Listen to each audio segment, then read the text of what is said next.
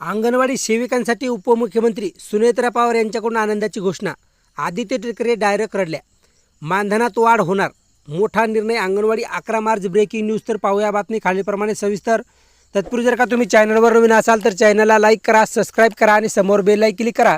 नंतर तुम्हाला असेच नवनवीन व्हिडिओ पाहायला मिळतील.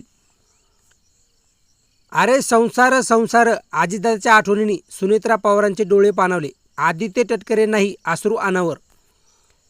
मुंबईत राज्याच्या अर्थसंकल्पीय अधिवेशन सुरू आहे. आज विधान भवनात नूतन उपमुख्यमंत्री सुनेत्रा पवार यांनी पहिल्यांदाच संबोधन केलं. त्यांनी आंतरराष्ट्रीय महिला दिनानिमित्त बोलताना महाराष्ट्र सरकार महिलांच्या सक्षमीकरणासाठी कोणत्या योजना राबवत आहे याची माहिती दिली. या संबोधनाच्या शेवटी त्या दिवंगत उपमुख्यमंत्री अजित पवार यांच्या आठवणींना भावूक झाल्या. यावेळी त्या बहिणाबाई चौधरी यांच्या अरे संसार संसार या कवितेच्या ओळीचा अर्थ खूप खोल आहे असं म्हणाल्या. सुनेत्रा पवार भावूक झाल्याचं पाहून शेजारी बसलेल्या आदित्य ठाकरे यांनी देखील अश्रू अनावर झाले. महिलांच्या सक्षमीकरणासाठी अनेक योजना.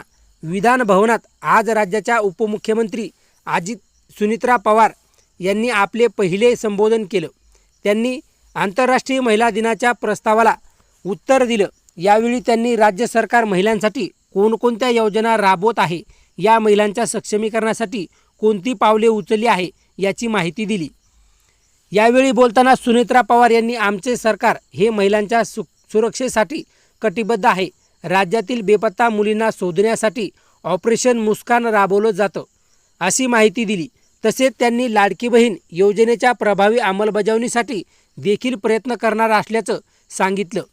महिलांच्या पोषणाबाबत देखील बोलताना त्यांना महिलांच्या पोषण आहारात योग्य तो बदल करण्यात येणार असल्याचं सांगितलं. सुनेत्रा पवार यांनी आज सभागृहातून लवकर या लवकर जा या योजनेची देखील घोषणा केली.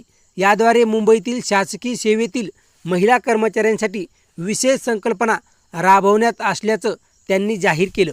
तसेच त्यांनी राज्यातील सर्व 17,000 अंगणवाडीसाठी पिण्याच्या पाण्याची सोय करण्यात येणार असल्याचं देखील सांगितलं.